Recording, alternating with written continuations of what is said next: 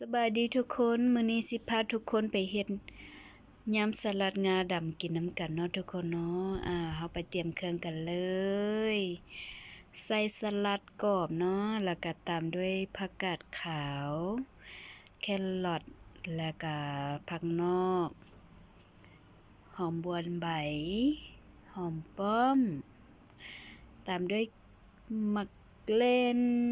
หมักแตงแล้วก็ไข่ต้มเนาะแล้วราดซอสเลยพวกเราราดซอสใส่เลยอ่า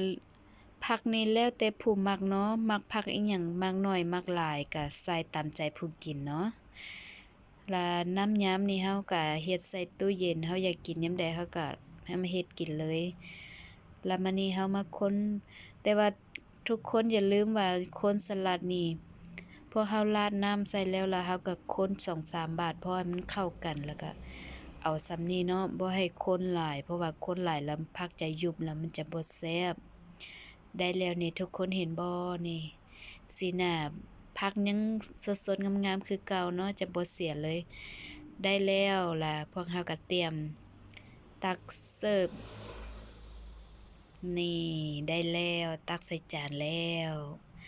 เห็นบ่ทุกคนไข่นี่เฮาก็จะบ่ต้มสุกหลายจนเกินไปเนาะความไข่แดงก็ยังมีความ